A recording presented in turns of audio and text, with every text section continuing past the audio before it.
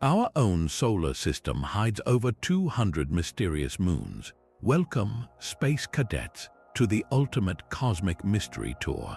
We all know Earth has one moon, but the space just beyond our familiar planets is teeming with bizarre and fascinating satellites. Today, we are plunging deep into the shadows to uncover the 25 most mysterious moons in our solar system. These are worlds so strange they challenge everything we think we know about planetary science. By the end of this journey, you will know exactly where to look for potential alien habitats and the most extreme volcanoes in the galaxy. We will be exploring moons that look like giant sponges or have secret oceans beneath miles of ice. We will also examine one moon that is slowly tearing itself apart right now. Are these lost worlds actually holding the key to finding life beyond Earth? What truly makes a celestial body a world of its own? What truly makes a celestial body a world of its own is often what it hides or how severely it is tested. Our mysterious moon countdown begins with a world that is constantly tearing itself apart. This is Io, the innermost major moon of Jupiter, and it is truly the most volcanically active place in the entire solar system. Forget the gentle lava flows of Hawaii. Io is a hellscape where hundreds of volcanoes erupt simultaneously. The surface of Io is constantly coated in fresh ash and sulfur, making it look like a celestial pizza pie baked in a cosmic inferno. The reason for this incredible violence is pure physics and location. Io is locked into a gravitational tug of war between the colossal mass of Jupiter and the powerful pull of its neighboring moons, Europa and Ganymede. This constant, brutal squeezing and stretching generates intense friction deep within Io's core. We call this tidal heating. It is like constantly bending a metal wire back and forth until the friction makes it red hot. In Io's case, the entire interior of the moon is being heated so severely that the material keeps trying to escape through immense volcanic plumes.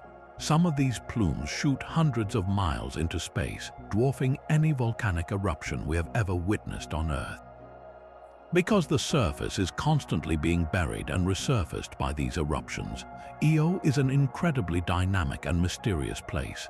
There are virtually no impact craters here because they are simply erased as quickly as they form. But here is the most intriguing mystery about this tortured world.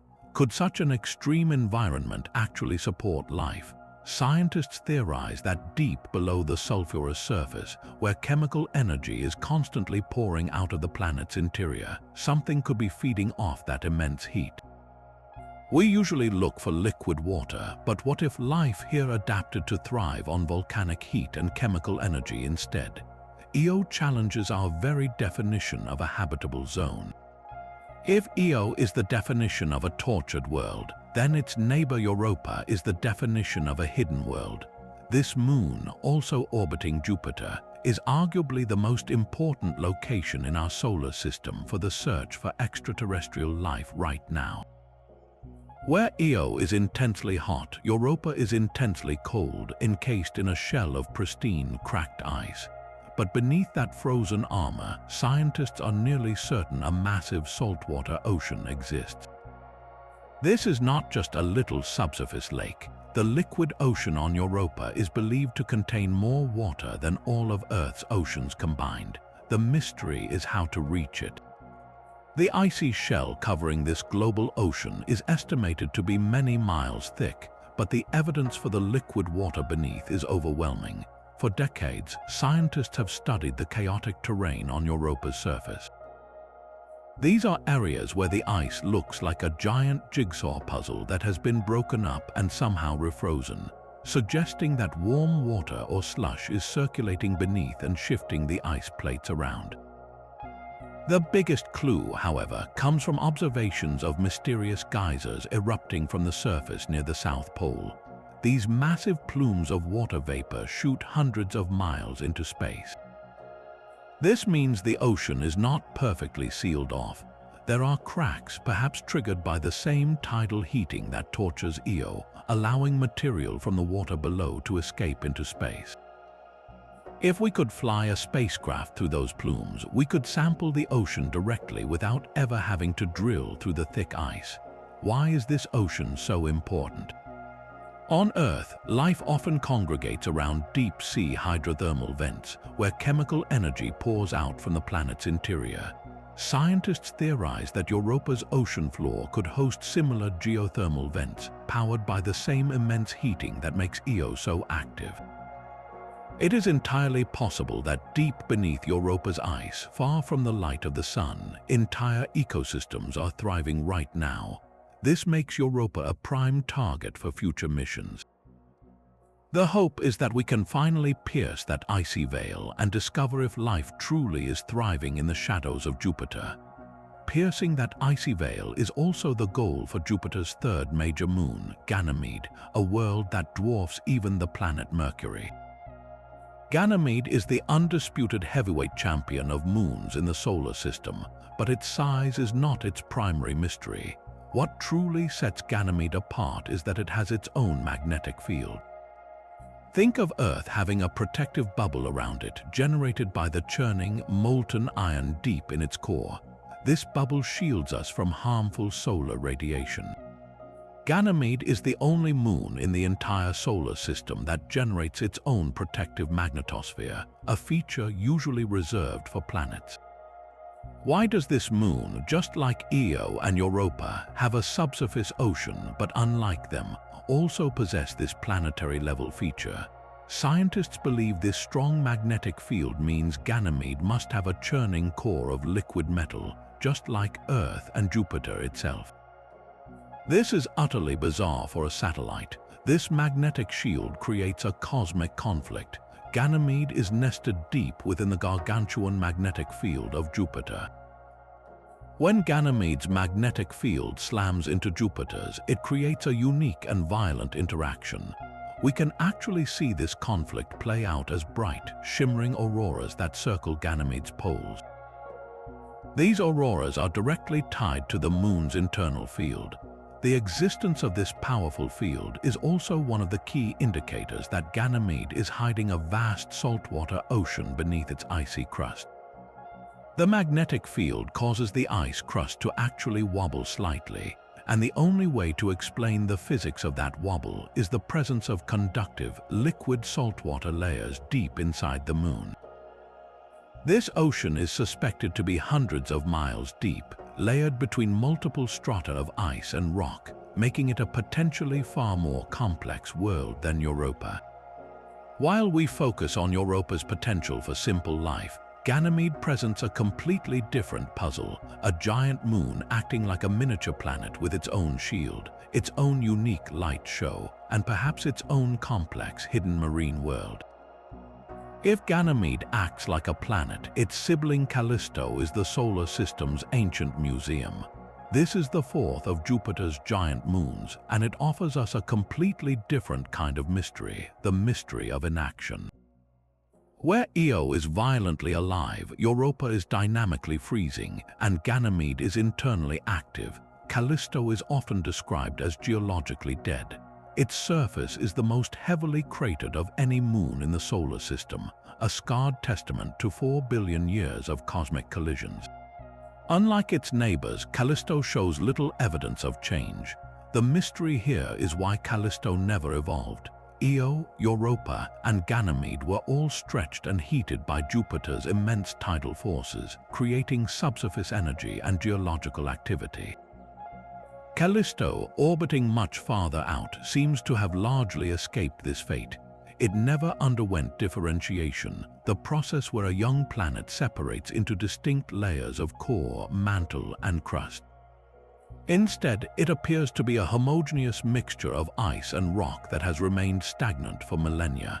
To truly understand Callisto, you need to look at its face, defined by one colossal feature, the Valhalla Impact Basin.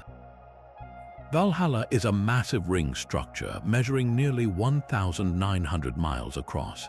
It is not just a simple indentation. When the initial massive object struck Callisto, the icy crust reacted differently than a rocky one would.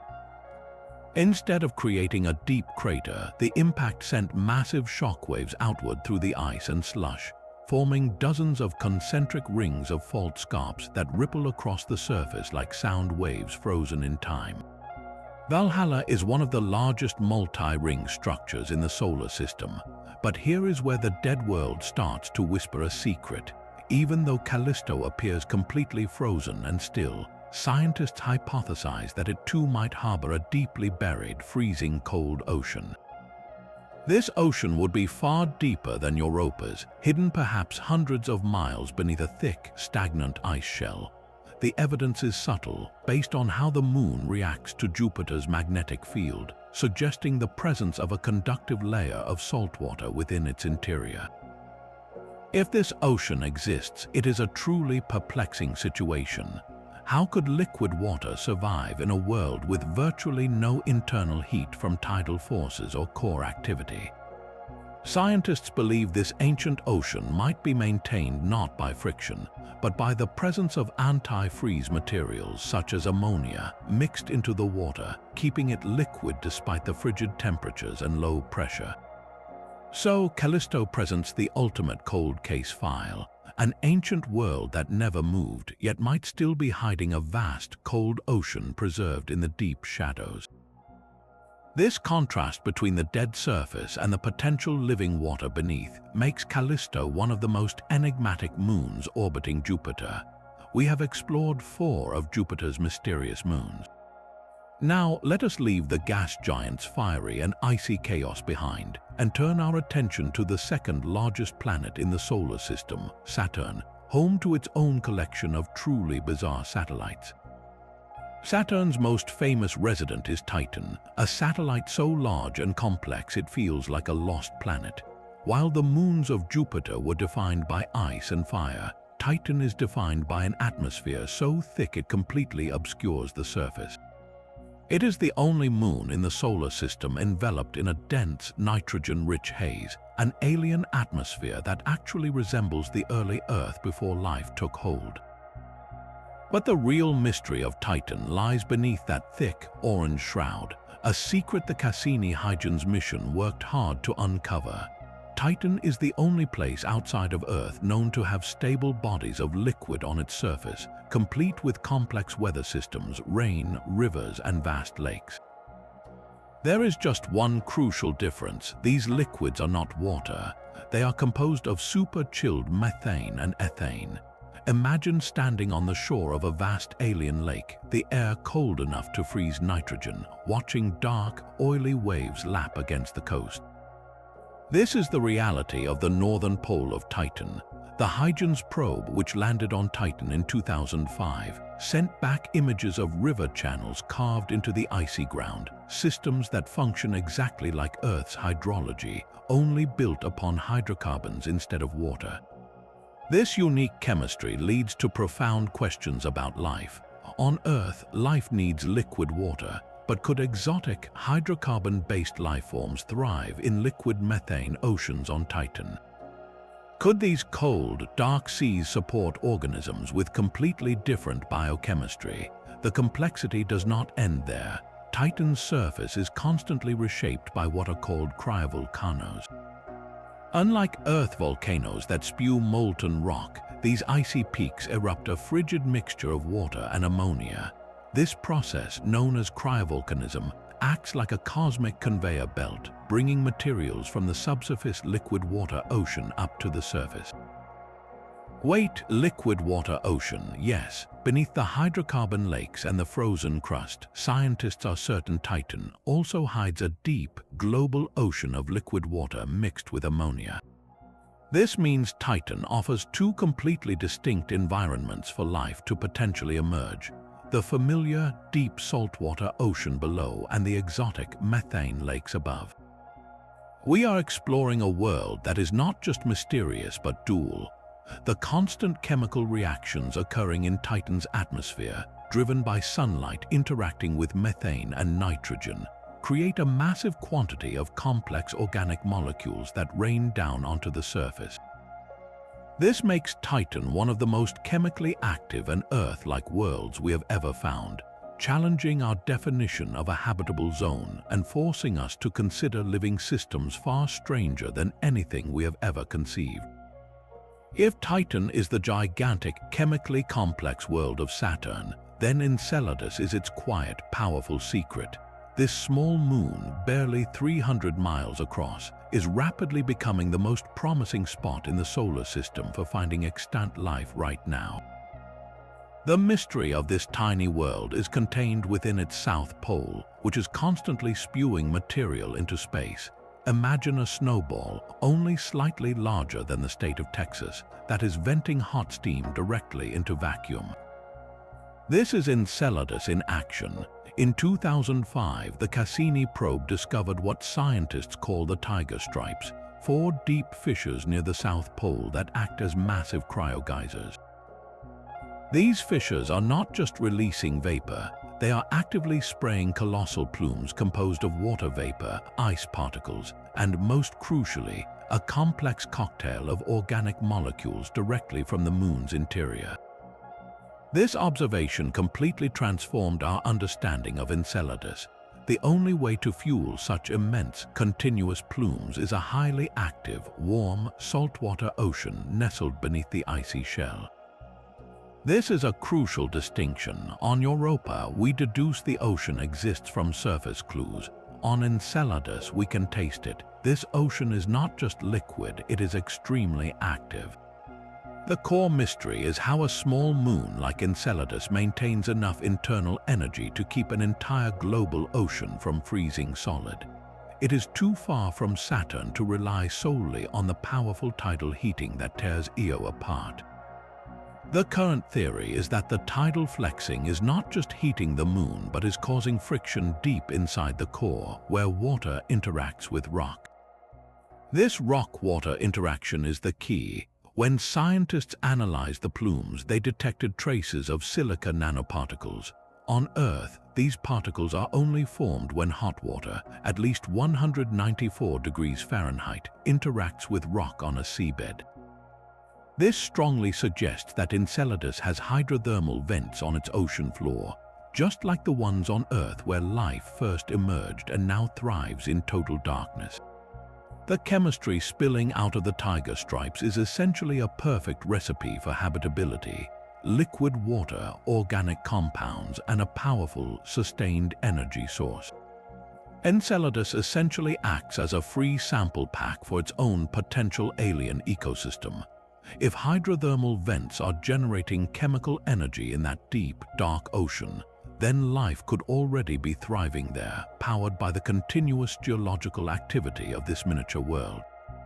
From the complexity of Enceladus, we move to a moon that looks deceptively simple. Saturn's satellite Mimas is known instantly by its profile. Mimas is physically mysterious because it bears a shocking resemblance to the fictional Death Star from Star Wars. This resemblance is due entirely to one colossal feature, the Herschel impact crater, which dominates one entire hemisphere of this small, icy world. Herschel is massive, measuring over 86 miles across, or nearly 1/3 of Mimas's total diameter.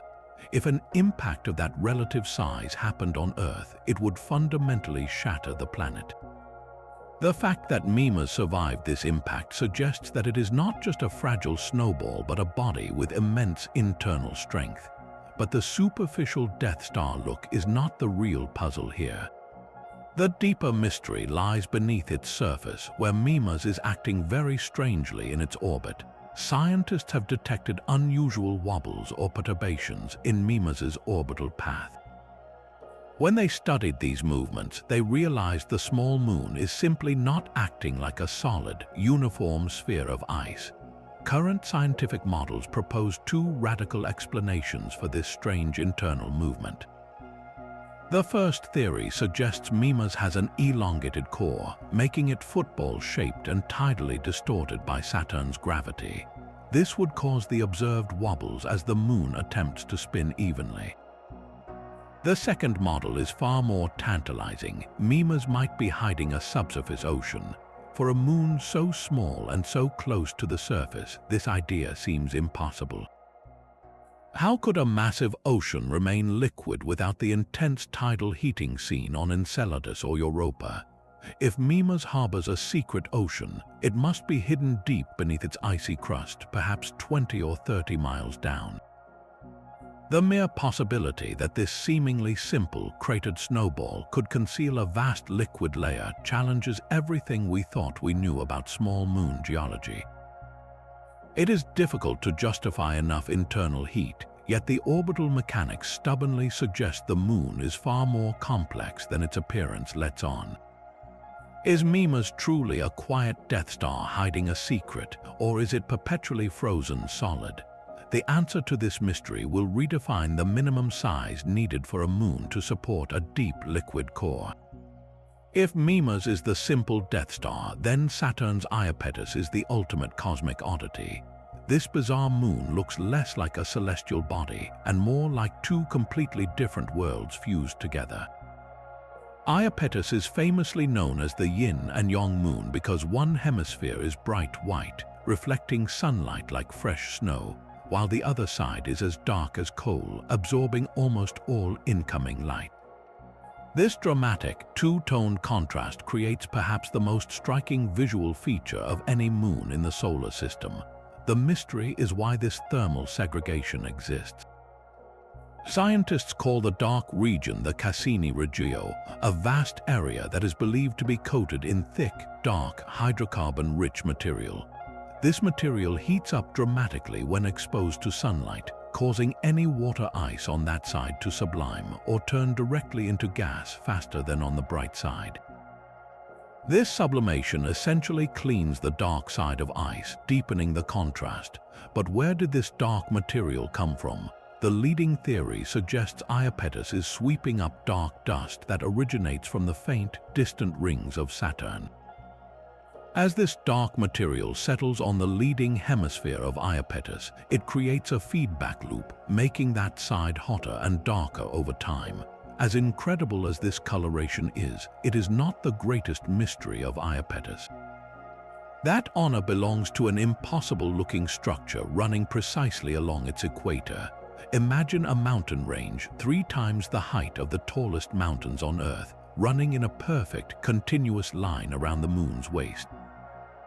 This is the equatorial ridge, a monumental wall of rock and ice that makes Iapetus look exactly like a cosmic walnut.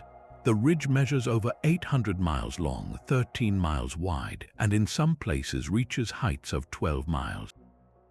The sheer scale and perfect positioning of this ridge defy easy explanation.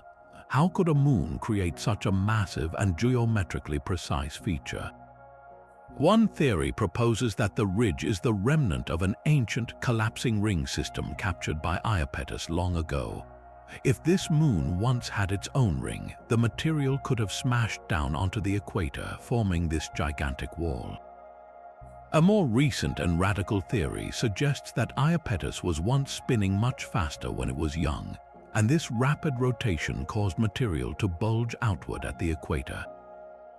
As the moon slowed down its rotation over billions of years, the bulge solidified, freezing the massive ridge in place.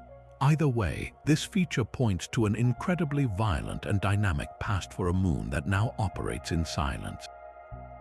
This giant, two-toned world, split by an impossible wall, challenges our understanding of satellite formation and leaves us wondering what other strange, geometric formations might be hidden in the cold outer reaches of the solar system.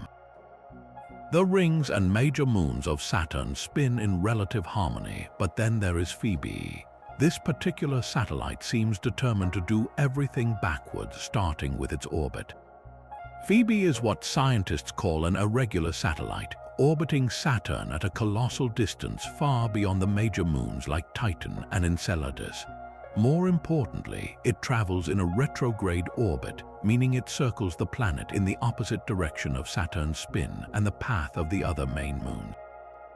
This backward motion is the biggest clue to Phoebe's deep mystery, its origin. Phoebe is not a native. It did not form in the same pristine disk of material that created Triton and Iapetus. Instead, it is almost certainly a cosmic import, a space rock captured by Saturn's gravity long after the planet formed. Scientists believe Phoebe is a primordial object that originated far away in the Kuiper belt, the distant icy ring of debris beyond Neptune. Think of it as a relic from the early, chaotic outer solar system suddenly pulled into a permanent, backward-spinning orbit around Saturn. When we look at Phoebe's surface, the evidence supports this theory. Phoebe is remarkably dark and reddish, unlike the bright, ice-dominated moons closer to Saturn. Its composition is rich in carbonaceous material, suggesting it is made of pristine, volatile substances that have remained largely unchanged since the solar system first coalesced over 4 billion years ago. If you want to understand what the building blocks of the outer planets looked like, Phoebe is an ancient sample waiting to be studied. Analyzing its dark, ancient surface is like taking a core sample of the early solar system itself. Phoebe essentially gives us a window into the environment of the frigid, distant regions where objects like Pluto and other icy dwarf planets formed. This small, backward-spinning world holds clues not just about Saturn, but about the earliest days of our entire planetary neighborhood. It is a fundamental piece of the cosmic puzzle, imported from the edge of the known solar system, silently maintaining its rebellious retrograde path. Leaving the chaotic magnificence of Saturn, we travel farther into the cold darkness to reach the ice giant Uranus, home to the ultimate cosmic patchwork. Uranus' innermost large moon, Miranda, looks like a world pieced together from spare parts. This is a satellite that has been completely torn apart and stitched back together, an icy Frankenstein's monster. When scientists first saw images of Miranda, they were completely baffled. Its surface is a jumbled mess, a chaotic blend of ancient, heavily cratered terrain smashed right up against bizarre, geometrically shaped features. These distinct formations are called coronae, and they are essentially massive tectonic chasms, giant grooves and ridges that look as if someone carved them deliberately with a cosmic tool.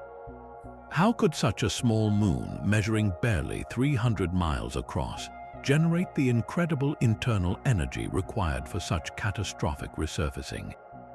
Miranda should be too small and too far from the Sun to sustain any geological activity, yet its surface is violently complicated. Scientists have two primary theories to explain this stitched-together appearance. The first and most dramatic is the catastrophic impact theory. This suggests Miranda suffered a colossal collision early in its history, one so violent that it shattered the tiny moon into pieces. After being pulverized, Saturn's gravity, or maybe just Miranda's own slight gravitational pull, slowly reassembled the fragments. This would explain why we see a haphazard collection of different terrain types jammed side by side. The second theory is less violent but equally profound. It suggests that Miranda did not shatter, but instead underwent massive internal convection. This process, driven by intense tidal heating from Uranus' gravity, caused a subsurface slush to rise and sink. As this slush cycled, it repeatedly tore the icy crust apart, creating those massive, dramatic fault lines and coronae. Imagine the moon's skin being constantly stretched and ripped by internal forces trying to escape. The coronae themselves are evidence of this process, representing areas where warmer ice pushed up from below, stretching the crust and then freezing in new, complicated patterns. Miranda is the poster child for geological rebellion, forcing us to ask how much violence and internal stress a small world can endure and still remain intact. It shows us that even in the far reaches of the solar system, ancient scars can remain visible, evidence of a life that was far more dynamic than its current quiet orbit suggests. If Miranda is the moon that was smashed and rebuilt, then its neighbor Ariel is the moon that completely split apart and healed itself. Ariel is not just one of Uranus's major satellites. It is the most reflective and brightest of the Uranian moons, but its true distinction lies in an incredible system of canyons and valley networks that carve deep into its icy crust. These massive rift valleys, which scientists call fossae, stretch continuously for hundreds of miles across the surface. They look less like gentle valleys and more like immense parallel scars that tore the entire moon open and then froze in place. This extensive fault system is the central mystery of Ariel. These scarps are clear evidence of massive past geological activity. But what exactly caused such an extreme level of tectonic violence on a small moon orbiting an ice giant? The answer likely lies in internal expansion. One primary theory suggests that Ariel's interior was once much warmer than it is today, perhaps heated by intense tidal forces during its youth. As the moon warmed, its interior started to swell, causing massive tensional forces on the surface. Imagine stretching a rubber band until it snaps. Ariel's crust snapped, creating these deep, parallel canyons as the moon expanded dramatically. Then there is the question of what flowed out of those cracks. Scientists believe that liquid ammonia and water mixtures erupted onto the surface through these deep fault lines. This is another example of cryovolcanism, similar to what we see on Enceladus, but on a much larger global scale. Evidence for this activity exists in the unusual, smooth patches of terrain that appear to have flowed across and buried the older, heavily cratered ground. These are not simply frozen slush. These smooth plains look like relatively recent geological flows that hardened in place after escaping from the moon's interior. If this is true, Ariel was once an incredibly dynamic world, perhaps with subsurface slush or geologically active zones. The difference between Ariel and, say, Europa is that Ariel's activity seems to be ancient. The internal heat source has long since cooled, leaving behind a fossil record of its violent, expansive past. Ariel is the canyon world, a testament to how even the smallest, most distant moons can harbor a secret history of expansion and internal heat that completely reshaped their geography. The question remains what sustained that heat long enough to tear a world apart. If Ariel is defined by its deep scars and bright reflectivity, then its sibling Umbriel is defined by pure shadow. This is the darkest of all the major moons orbiting Uranus, a truly unique contrast to the bright, icy world surrounding it. Umbriel reflects so little sunlight that it appears almost uniformly dark, a light absorber adrift in the cold reaches of space.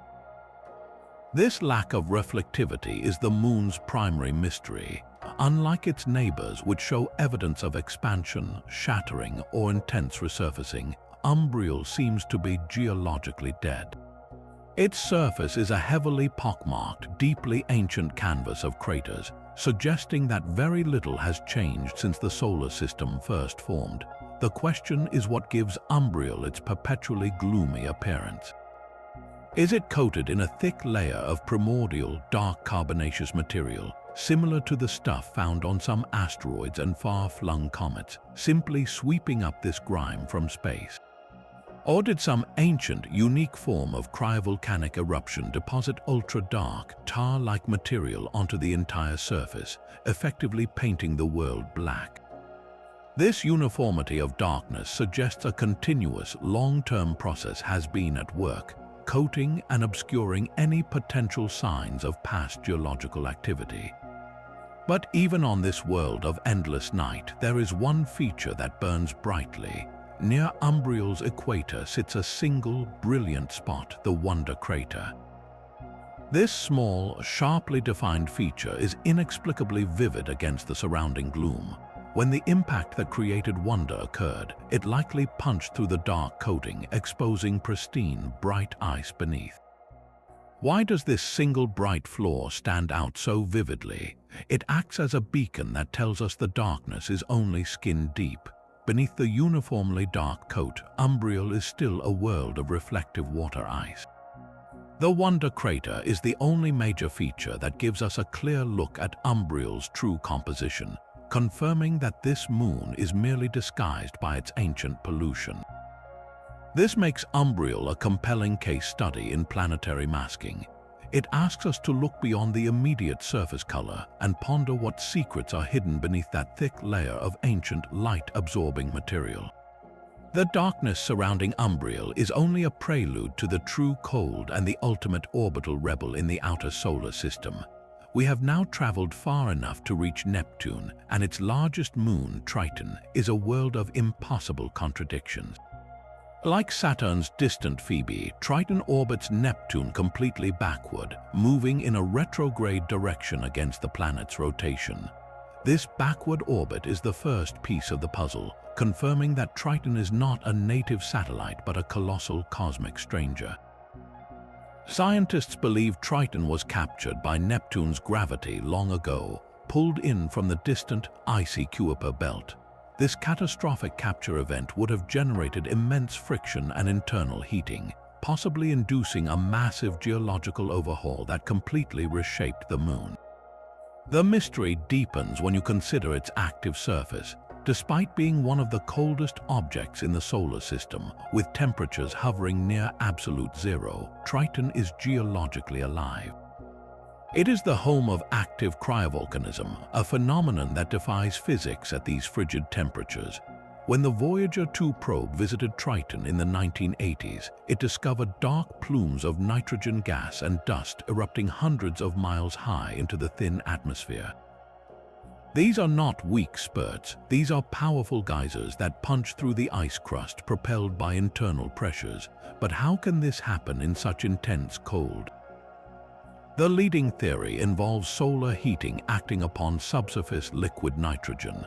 The sun's faint light penetrates the extremely thin, translucent outer layers of ice. This slight solar energy warms pockets of darker, trapped liquid nitrogen beneath the surface, transforming it rapidly into an expanding gas. When the pressure becomes too great, the nitrogen gas explodes through weaknesses in the ice, launching the plumes high into space, carrying dark dust particles with it. On Triton, the heat source is not necessarily friction but bottled solar energy acting on exotic materials. This active geology is also responsible for one of Triton's most bizarre surface features, the cantaloupe terrain. This is a vast region covered in dimples, pits, and depressions, making the moon look exactly like the skin of a cantaloupe melon. Scientists believe this textured terrain is evidence of massive past resurfacing events. These features likely formed when warmer, softer ice or slush rose from below and pressed against the surface crust, causing it to buckle, warp, and freeze in this chaotic, dimpled pattern. The cantaloupe terrain is a fossil record of Triton's violent, active youth, driven by the intense energy released when it was first captured by Neptune. This massive, retrograde oddity, with its bizarre geysers and ancient scars, forces us to realize that even in the ultimate deep freeze, the search for internal activity and strange processes is never over. The distant and mysterious orbit of Triton's neighbor, Nereid, makes it a true cosmic outlier. This is yet another of Neptune's irregular satellites, but Nereid holds the record for the most eccentric orbit of any large moon in the entire solar system. Eccentricity describes how non-circular an orbit is. While our own moon follows a fairly consistent circular path around Earth, Nereid whips around Neptune in a vastly elongated oval. At its closest point, Nereid is hugging Neptune, relatively speaking. At its farthest point, it swings out to a distance nearly 10 times greater. Imagine a clock hand that sometimes barely ticks and sometimes flies across the entire clock face in a single sweep. This wildly unstable and dramatic orbit is the central mystery of Nereid. A path so erratic strongly suggests Nereid was violently disturbed in the past. Scientists believe the catastrophic arrival of Triton when it was captured by Neptune's gravity played the central role in Nereid's current chaotic state. As Triton was pulled in, its enormous gravitational influence would have acted like a cosmic wrecking ball, scattering all of Neptune's existing moons into wildly different paths. Nereid may have been a native moon that was violently thrown into this highly unstable path, suffering a near ejection from Neptune's influence altogether. The sheer distance Nereid travels means that the conditions and temperatures on its surface change dramatically during a single orbit. When it is close to Neptune, it experiences a much stronger gravitational pull and significantly more light than when it is far out in the dark reaches of space. This constant, drastic thermal fluctuation makes Nereid an enigma.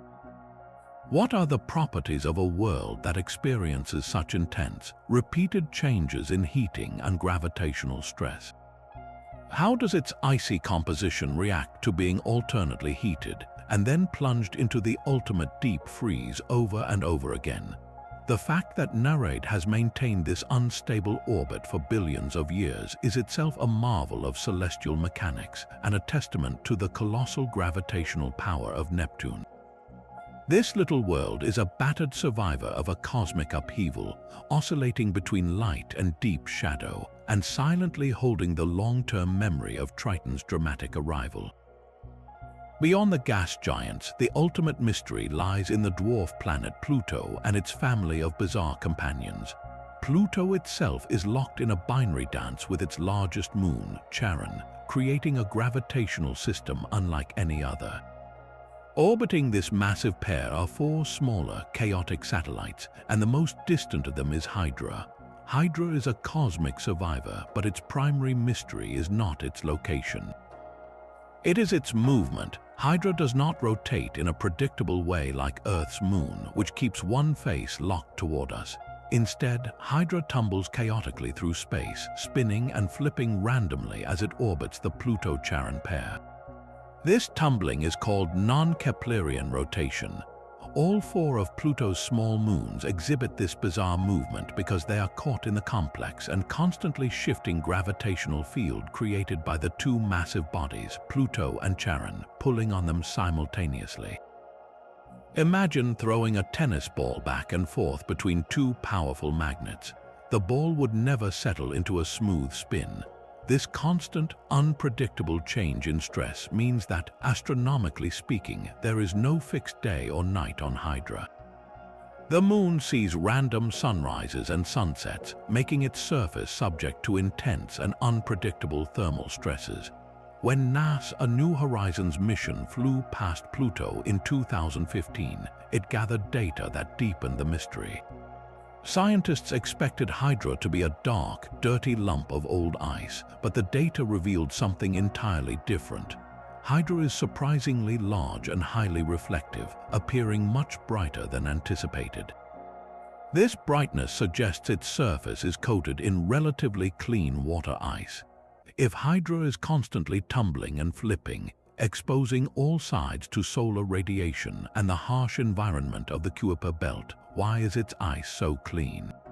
The tumbling movement should have caused the surface ice to sublime away unevenly, leaving behind a much darker, dirtier crust of non-volatile materials.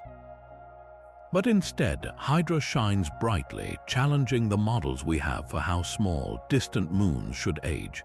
This icy cleanliness hints at a possible continuous resurfacing process, or perhaps a unique way in which the extreme cold and the chaotic spin interact to keep the volatile water ice fresh.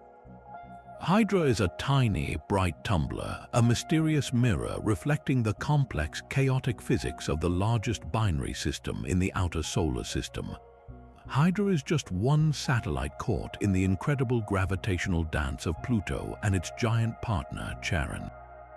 This colossal moon is so large, measuring over half the diameter of Pluto, that the two bodies are technically locked in a binary relationship, orbiting a common center of gravity located in the space between them. Charon is a world of incredible geological contrast, a mystery painted in two dramatic colors. The most striking feature is its vast, dark red northern polar cap, a massive region stained by exotic organic molecules. These molecules are called tholins, complex dark compounds formed when methane and nitrogen ices are blasted by solar radiation. Scientists believe that these volatile ices slowly migrate from Pluto's atmosphere, flowing through space and settling on Charon's frigid North Pole, staining the area red over eons. This dark red cap contrasts sharply with the rest of Charon's surface, which consists of sprawling, clean gray plains of water ice. The juxtaposition is stunning, dividing the moon into a dramatic palette of black and white, or perhaps red and gray. But the visual contrast is only the beginning of the mystery. Charon also bears the scars of a catastrophic internal event, a massive system of chasms that slices across its surface. This is the Serenity Chasma, an enormous canyon network that stretches over 1,000 miles long and in some places is 4 miles deep. This is one of the longest rift systems in the entire solar system. The sheer size of Serenity Chasma suggests that Charon once dramatically split apart, a cataclysmic event driven by processes deep within its interior. The leading theory suggests that Charon once harbored a deep subsurface ocean of liquid water and ammonia, perhaps created by the intense heat of its formation or the tidal stresses of its early life with Pluto. As this hypothetical ocean began to freeze solid over billions of years, it would have expanded. Water expands by about 9% when it freezes, and in a planet-sized body, this expansion generated immense pressure. This pressure dramatically stretched and finally cracked Charon's entire icy crust, ripping the surface open and forming the gigantic Serenity Chasma. Today, we see the fossilized evidence of a world that literally burst at the seams when its ancient, hidden ocean turned to ice. Charon is therefore a world that has both the exotic, chemically active environment of Pluto plastered onto its pole and the evidence of a violent, watery history now frozen into a massive fault line. Leaving the strange dance of Pluto and Charon, we turn inward toward the familiar red planet. Mars has 2 small, misshapen moons, and its innermost satellite, Phobos, is the definition of a ticking time bomb. This moon is one of the darkest objects in the solar system, an irregularly shaped, heavily grooved object that looks exactly like a cosmic potato. The great mystery surrounding Phobos is not just its appearance but its ultimate, imminent demise. Phobos orbits perilously close to Mars, completing 3 full orbits a day. To put that into perspective, if you stood on Mars, you would see Phobos rise and set 3 times before your day was even over. This incredibly tight orbit means that Phobos is slowly but surely being dragged closer and closer to Mars by the relentless, immense pull of Martian gravity. Scientists have observed curious parallel lines, massive stress fractures that stretch across the moon's surface. These grooves are clear signs that Phobos is being physically stretched and deformed by the tidal forces of Mars. It is like constantly bending a piece of clay until it begins to crack. The consensus among planetary scientists is frighteningly specific. Phobos is doomed.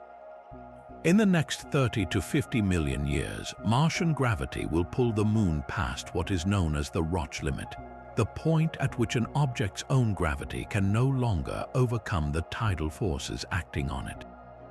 At that point, Phobos will simply tear apart. As it disintegrates, its fragments will scatter, eventually forming a dark, dusty ring system around Mars, a dramatic, temporary solar system feature. The mystery also extends to Phobos' origins. Is this little moon a captured asteroid, pulled in from the asteroid belt between Mars and Jupiter and now slowly being destroyed? Or is its origin more tied to Mars itself? Some scientists theorize that Phobos might be made of material ejected from a massive, ancient Martian impact, a gigantic debris cloud that eventually coalesced to form this strange, quickly orbiting satellite. If it is reformed Martian material, those fissures we see are not just signs of its destruction. They are a tragic homecoming for a world that was once part of the red planet itself. If Phobos is a doomed, cracking cosmic potato, its sibling Deimos is a smooth, mysterious pebble. Mars's outer moon presents a complete contrast to the violent, tearing surface of Phobos. Deimos is smaller, even darker, and notably smoother, seemingly covered in a thick, uniform layer of fine Martian dust. This incredible smoothness is the central mystery of Deimos. While Phobos is covered in deep grooves and impact craters, Deimos's craters are mostly filled in and softened, making the surface look almost pillowy and indistinct. Scientists believe Deimos is buried under an incredibly deep layer of regolith, the fine, pulverized dust and rock created by billions of years of tiny impacts.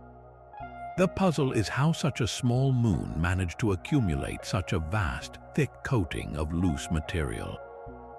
Where did all this dust come from, and why is it so evenly distributed across the surface? One theory suggests that when an impactor hits the moon, the low gravity of Deimos allows the ejected dust to escape the surface, but Saturn's immense gravitational influence keeps the material in orbit around Mars. Over eons, this floating dust cloud slowly settles back down onto Deimos, blanketing every feature and filling every crater. This creates a kind of cosmic snowdrift that perpetually smooths the moon's face. Like Phobos, the precise origin of Deimos remains fiercely debated. Was it a captured asteroid pulled in from the belt between Mars and Jupiter, or is it a byproduct of a massive ancient impact on Mars, a piece of the planet that eventually reformed? The capture scenario is challenged by Deimos's highly inclined, nearly circular orbit. Captured asteroids usually maintain more erratic, elliptical paths. Deimos's near-circular path suggests it might have formed closer to Mars, perhaps from the very debris cloud that also spawned Phobos. If both moons originated from the same cataclysmic Martian event, they represent two radically different fates. One is being ripped apart, and the other quietly gathers dust, presenting a smoother, albeit less dynamic, face to the solar system. Beyond the icy chaos and the doomed Martian satellites, we encounter the Little Red Rider. Amalthea is one of the smallest and strangest of Jupiter's inner moons, a world remarkable primarily for its distinct, pervasive reddish hue. Unlike the pristine white ice of Europa or the dark carbon of Deimos, Amalthea looks like a piece of cosmic coral, constantly bathing in the glow of the gas giant. The mystery of Amalthea is the source of this vivid coloration. Scientists believe the moon's surface is continuously coated by a gentle but persistent cosmic spray. This coating comes directly from Io, Jupiter's volcanically active sibling we discussed earlier. Io's immense volcanoes erupt hundreds of miles of sulfur and sulfur dioxide into space. As these sulfurous compounds travel in Jupiter's immense magnetosphere, some of them eventually settle onto the surface of Amalthea, staining the dark, rocky body with a reddish residue. Amalthea is essentially getting continually painted by the fallout from Io's constant, violent eruptions. This strange moon presents another physical mystery in its structure. It is intensely irregular in shape, looking less like a sphere and more like a badly formed potato. This non-spherical shape suggests that Amalthea is not a solid, strong body, but rather a loose aggregate, sometimes called a rubble pile. It is believed to be a collection of rock and dust lightly held together by its own weak gravity, like a giant, slightly compressed sponge. If Amalthea were spinning too fast or suffered too large an impact, it would simply fly apart. Studying the composition of Amalthea is crucial because it acts as a monitoring station for Jupiter's fierce environment. Positioned deep within the planet's intense magnetosphere and radiation belts, Amalthea is constantly bombarded by high-energy particles. The way its surface reacts, how it slowly collects Io's volcanic fallout, and how it holds its chaotic shape, all help scientists track the complex dynamics of Jupiter's surrounding space. This little red lump is a key piece of the puzzle, a fragile world that records the constant movement and violence happening in the space surrounding the gas giants, silently riding the red wave of its tortured neighbor. Riding the gravitational waves of Jupiter and its moons brings us back to Saturn, home to the enigma of Tethys. This mid-sized satellite immediately draws attention because its surface is dominated by two colossal competing features. Tethys is a world defined by a massive impact crater named Odysseus and a staggeringly long canyon system known as Ithaca Chasma. These two monumental scars create a core geological mystery. Which came first, the impact or the fissure, and how do they relate to each other? The Odysseus impact crater measures an incredible 250 miles across, or nearly 2/5 of Tethys' total diameter. If an object that large struck Earth, the resulting impact would be globally catastrophic, but Tethys absorbed the blow and survived. However, the impact must have caused immense structural damage to the icy moon. Nearby, slicing across the entire moon, is the Ithaca Chasma, a gargantuan rift valley that stretches over 1,200 miles, snaking 3/4 of the way around Tethys' entire circumference. This canyon is deeper and longer than Earth's Grand Canyon, a massive fault system that looks as if the moon was ripped open by a cosmic claw. The central debate among planetary scientists is whether the massive Odysseus impact caused the moon to nearly crack apart, creating the Ithaca Chasma as a massive stress fracture on the moon's far side. Was the canyon the physical byproduct of the impact shockwave traveling through the fragile, icy body? Or did the massive chasma form independently long ago when intense internal forces ripped the moon open? The alternative theory suggests that Tethys once held a small subsurface ocean, perhaps maintained by internal heat during its youth. As this hypothetical ocean froze and solidified, the resulting expansion would have put immense pressure on the icy crust, causing it to tear open and create the Ithaca Chasma through a process similar to what we saw on Charon. In this scenario, the impact and the canyon are simply two separate, overwhelming events that coincidentally dominate the moon's face. If the impact caused the crack, then the two features are eternally linked in a single moment of violence. If the chasma formed through expansion, then Tethys has experienced two distinct, catastrophic phases in its history. This little world is a testament to survival, wearing an impossible impact scar and a monumental crack that almost tore it in half, forever presenting scientists with a puzzle of sequencing and geological history. Tethys may be the moon of the colossal crack, but its neighbor Dione is the moon of the wispy trails. This medium-sized satellite of Saturn is defined by a bizarre, intricate network of bright, icy cliffs and canyons covering one entire hemisphere. Scientists call this phenomenon the wispy terrain. These narrow, brilliant features appear as if a giant celestial painter has lightly brushed the moon's surface with white streaks. The presence of this complex network indicates that Dione was, and perhaps remains, a world of extensive geological activity, a shocking revelation for a body made mostly of water ice. The sheer scale and complexity of the wispy trails suggest a history of violent ruptures and internal movements. What we are seeing are massive fault scarps, steep cliffs that formed when the moon's icy crust cracked and one section slid past the other. This extensive fracturing points directly to strong tectonic forces that once racked the moon. The mystery involves the source of this ancient internal turmoil. Scientists strongly suspect that Dione once experienced intense cryovolcanism, the eruption of water and ammonia mixtures onto the surface. This activity was likely fueled by localized tidal heating, similar to what powers Enceladus, but perhaps on a smaller, shorter timescale. When the liquid material erupted, it quickly froze and flowed, creating the bright, smooth deposits that contrast sharply with the dark canyons. Dione is a study in contrast. One hemisphere, the trailing side, is heavily pockmarked, deeply scarred by billions of years of cosmic bombardment, looking much like Callisto. But the opposite, leading hemisphere is dominated by these bright, wispy trails, suggesting continuous resurfacing that has erased the deeper craters.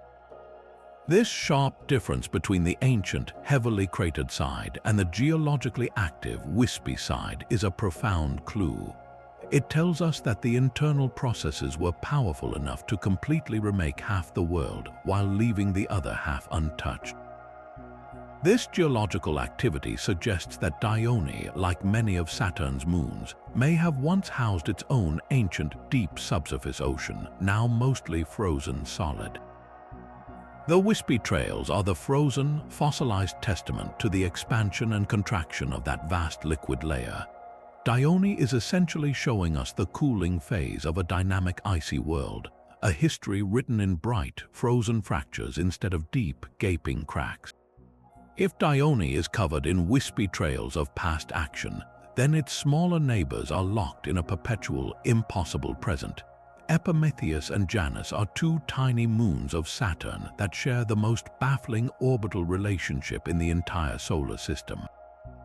These two satellites are co-orbital, meaning they occupy almost exactly the same path around Saturn, separated by a distance of only about 30 miles.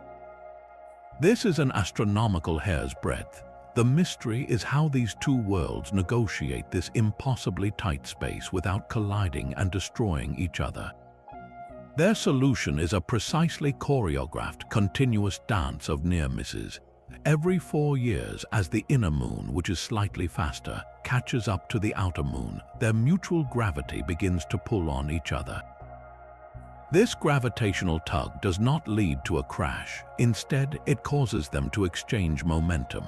The faster inner moon receives a pull, slowing it down and pushing it into the higher, slower orbit. The slower outer moon gets a boost, speeds up, and drops into the inner, faster orbit. They literally swap places, narrowly avoiding a collision, and then slowly begin the process all over again.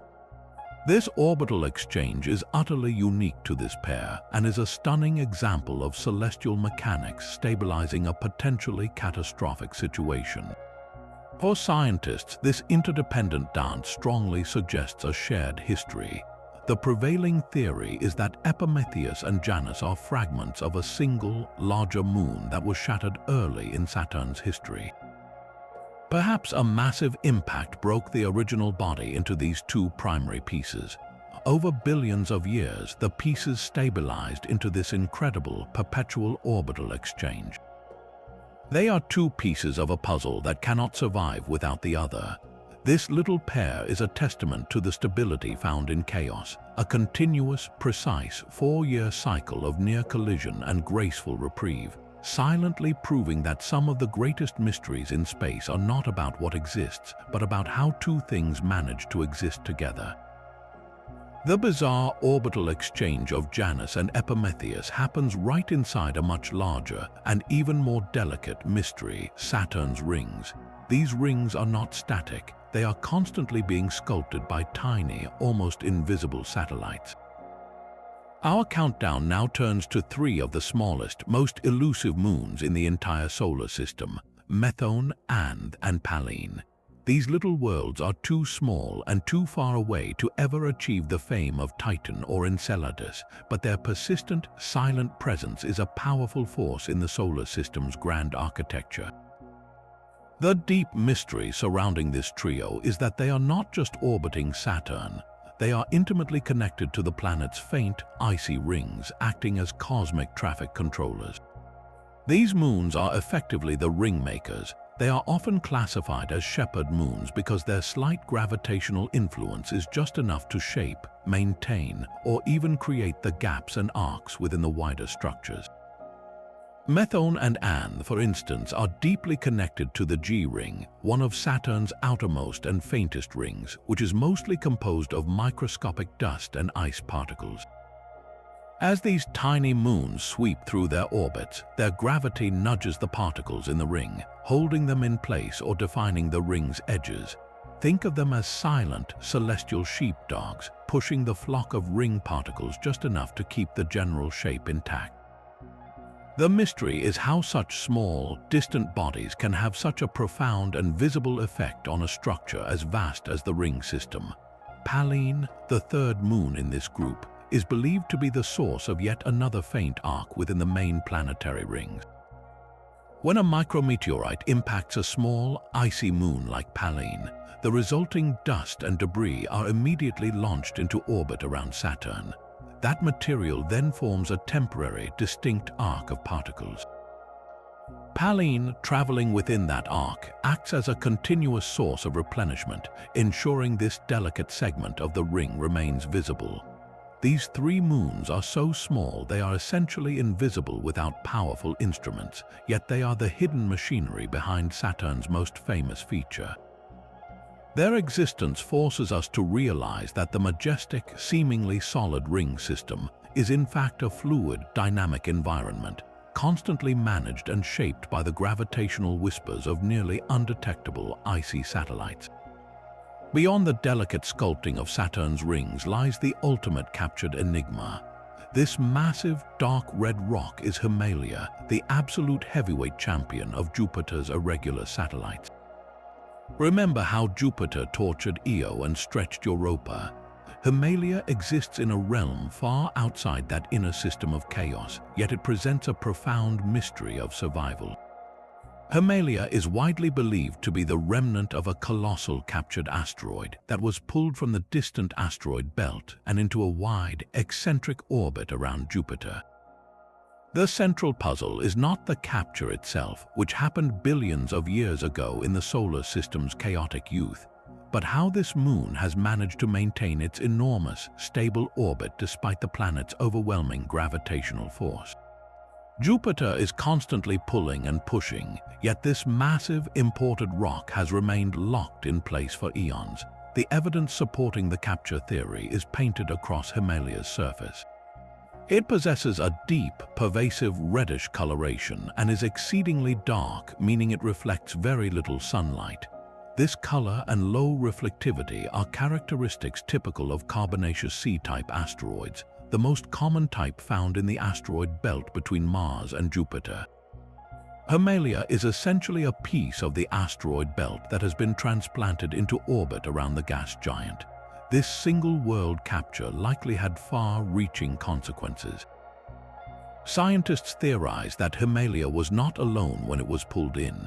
Instead, it was likely part of a much larger parent body that shattered upon entering Jupiter's intense gravitational field. The fragments from that catastrophic breakup now form a significant procession of smaller, outer moons that share Himalaya's orbit and inclination. This collection, known as the Himalaya Group, means that this single captured asteroid created an entire family of satellites. Himalaya acts as the patriarch, the largest surviving piece of an ancient, captured world, holding its position against the mighty gravitational influence of the largest planet in the solar system.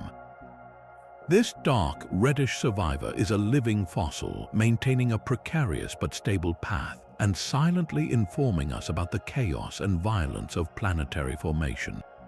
The universe of planetary satellites is often defined by the giants, but the final, deepest mystery is one of pure quantity. We have explored 24 distinctive worlds, but we must acknowledge the thousands of tiny, unnamed, and barely visible satellites that orbit the gas giants. These are the uncountable dust motes, the silent fringe of our solar system's gravitational influence. The mystery here is not what a single moon hides, but how many tiny fragments a single planet can claim, blurring the very line between a celestial body and a handful of cosmic grit. If Titan is a world, then these tiny satellites are the forgotten building blocks, often smaller than a major city and utterly irregular in shape. We find these chaotic fringes particularly around Saturn and Jupiter. They are pieces of captured asteroids, fragments of ancient comets, or debris scattered from truly cataclysmic impact events that happened billions of years ago. These swarms of diminutive moons represent the ultimate diversity because each tiny satellite is a relic, a snapshot of some ancient, violent event.